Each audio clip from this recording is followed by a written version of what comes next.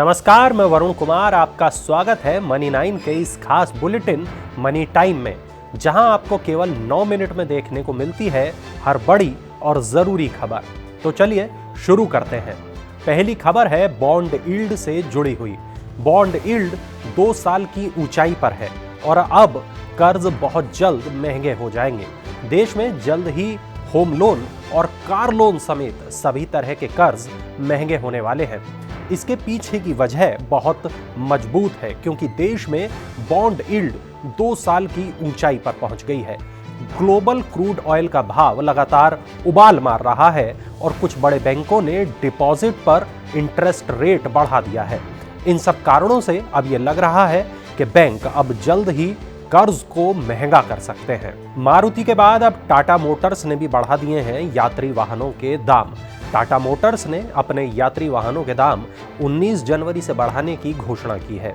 Company ने अपने यात्री वाहनों की कीमतों में औसत 0.9% की बढ़ोतरी की है। यहाँ राहत वाली बात यह है कि 18 जनवरी 2022 को या उससे पहले बुक किए गए टाटा वाहनों पर इस ताज़ा मूल्य वृद्धि का कोई प्रभाव नहीं पड़ेगा। इससे पहले मारुति सुजुकी 15 जनवरी से अपने वाहनों की कीमत 0.1% से लेकर 4.3% तक बढ़ा चुकी है। लाखों करोड़ों के लोन पर मंडरा रहा है फ्रॉड का खतरा। डेलॉयट इंडिया के एक सर्वे में यह खुलासा हुआ है कि एमएसएमई सेक्टर के लोन में फ्रॉड का खतरा बढ़ गया है, क्योंकि बैंकों ने इनकी सही तरीके से निगरानी नहीं की। दरअसल कोरोना काल के दौरान सरकार ने emergency credit line guarantee scheme शुरू की थी और इसके तहत ही एमएसएमई को सहयोग देने के लिए बिना किसी जमानत के 4.5 लाख करोड़ रुपए का लोन उपलब्ध कराया गया। सर्वे में शामिल 78% अधिकारियों का मानना है कि अगले 2 सालों में बैंकों में फ्रॉड के मामले और बढ़ सकते हैं। ई कॉमर्स कंपनियों के लिए सरकार लेकर आ रही है नई पॉलिसी। ई कॉमर्स वेबसाइट से शॉपिंग करने पर मिलने वाले डिस्काउंट, कैशबैक और रिवॉर्ड के दिन अब जल्द ही खत्म होने वाले हैं। सरकार ई कॉमर्स कंपनियों के लिए एक नई पॉलिसी लाने जा रही है। इस पॉलिसी के तहत ई कॉमर्स कंपनियां अब विक्रेताओं के साथ भेदभाव नहीं कर पाएंगी। उपभोक्ता मामलों के मंत्रालय ने राष्ट्रीय ई कॉमर्स पॉलिसी का संशोधित ड्राफ्ट तैयार किया है। इसके जरिए सरकार ऑनलाइन रिटेल कंपनियों की जिम्मेदारी तय करना चाहती है, ताकि ग्राहकों के साथ साथ परंपरागत कारोबारियों के हित भी प्रभावित न हो। क्रिप्टो करेंसी को लेकर फिर आई है एक बड़ी खबर। क्रिप्टो बिल का बेसब्री से इंतजार कर रहे लोगों के लिए एक बुरी खबर है। सरकार का इस बजट सत्र में भी क्रिप्टो पर बिल लाना टलता दिख रहा है। खबरों के मुताबिक सरकार अभी क्रिप्टो करेंसी को लेकर और राय मशवरा करना चाहती है और इस पर एक आम सहमति से ही कानून बनाना चाहती है।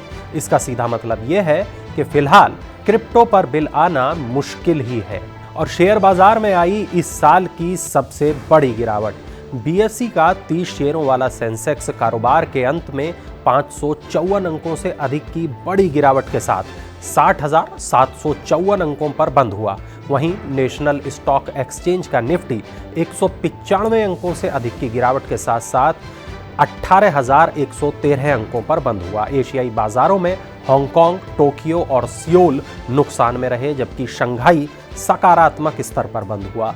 यूरोपीय देशों के बाजारों में दोपहर के कारोबार के दौरान भारी बिकवाली का दबाव देखा गया और उपभोक्ता विश्वास में अभी नहीं आ पाया है ज्यादा सुधार। भारत में कंज्यूमर कॉन्फिडेंस अब भी कोविड से पहले वाले स्तर पर नहीं लौट पाया है।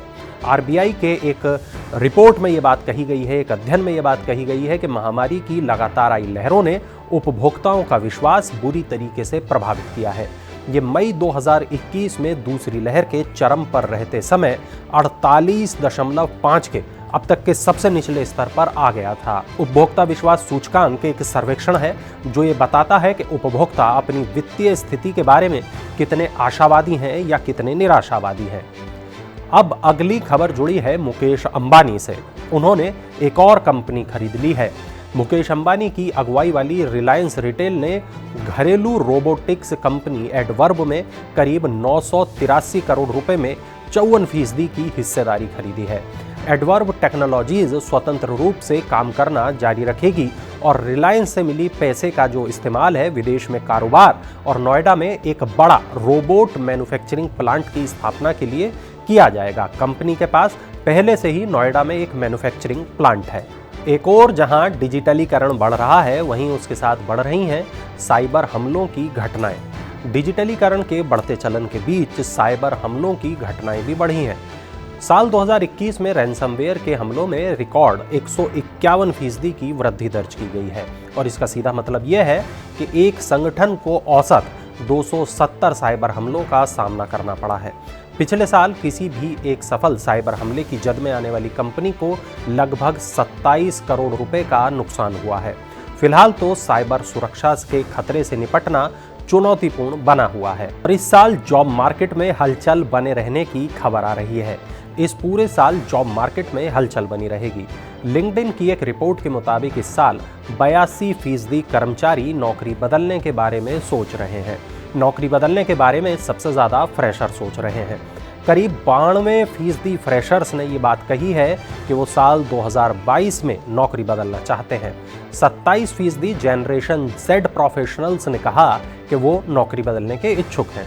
लिंक्डइन की यह रिपोर्ट 1111 वर्कर्स की प्रतिक्रिया के आधार पर तैयार की गई है और निवेशकों के लिए एक अच्छी खबर है।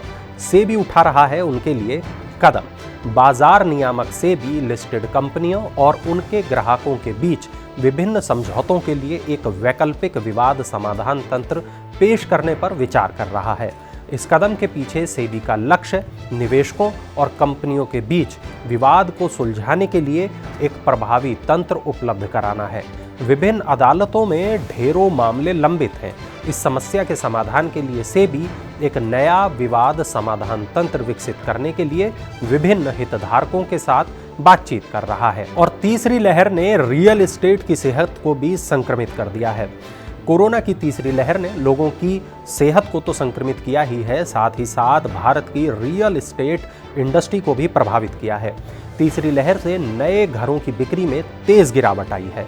संक्रमण को लेकर चिंता और सरकार के प्रतिबंधों के कारण संभावित ग्राहकों ने साइट विजिट को आगे के लिए टाल दिया है, जिससे खरीद का फैसला करने में देरी हो रही है। डेवलपर्स को ऐसी उम्मीद है कि फरवरी के अंत में या मार्च में ही खरीदारी वापस सामान्य हो पाएगी। चलिए अब नजर डालते हैं स्टार्टअप हलचल पर। क्रिएटर इकोनॉमी स्टार्टअप एपेक्स ने वाई कॉम्बिनेटर के नेतृत्व में $13 लाख जुटाए हैं। कंपनी इस पैसे का इस्तेमाल अपने उत्पाद पेशकश को बढ़ाने, अपने खुद के टोकन लाने और अंतर्राष्ट्रीय स्तर पर विस्तार के लिए करेगी। रिफर्बिश्ड और renewed electronics category startup Karmatek ने गुजरात वेंचर फाइनेंस लिमिटेड और कैस्पियन डेट के नेतृत्व में $30 लाख जुटाने की घोषणा की है। इस पैसे का इस्तेमाल कारोबार विस्तार और डिजिटलीकरण पर किया जाएगा। एडटेक स्टार्टअप माई कैप्टन ने pre series A funding round में $30 लाख की राशि जुटाई है। इस राउंड में Ankur capital, inflection point ventures, first post ventures, IIM Calcutta angel network, Singapore angel network और अन्य ने भाग लिया। चलिए अब देखते हैं IPO अपडेट में क्या कुछ खास है। सेबी ने cash logistic company Radiant cash management services और online education platform Veranda learning को IPO लाने की मंजूरी दे दी है। दोनों कंपनियों ने अक्टूबर और नवंबर के बीच सेबी के पास आवेदन किया था। वरेंडा लर्निंग IPO से 200 करोड़ रुपए जुटाना चाहती है।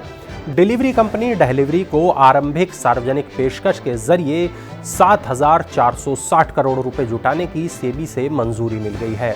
DRHP के अनुसार IPO के तहत 5,000 करोड़ रुपए के ताजा इक्विटी शेयर जारी किए जाएंगे, जबकि इसमें मौजूदा शेयर धारकों द्वारा 2,460 करोड़ रुपए की बिक्री पेशकश की जाएगी। ओयो होटल्स IPO के लिए अपना वैल्यूएशन $9 अरब यानी 66,700 करोड़ रुपए रखना चाहता है। सॉफ्टबैंक ग्रुप के निवेश वाले इस स्टार्टअप को जल्द ही सेबी से IPO के लिए हरी झंडी मिलने की उम्मीद है। नियामकीय मंजूरी मिलने के बाद IPO के लिए प्राइस बैंड तय किया जाएगा। तो ये थी आज की बड़ी खबरें। ऐसी ही बाकी बड़ी खबरों के लिए हमारे YouTube चैनल को सब्सक्राइब जरूर कर लीजिएगा और चलते चलते देखिए ये खास इन्फोग्राफिक।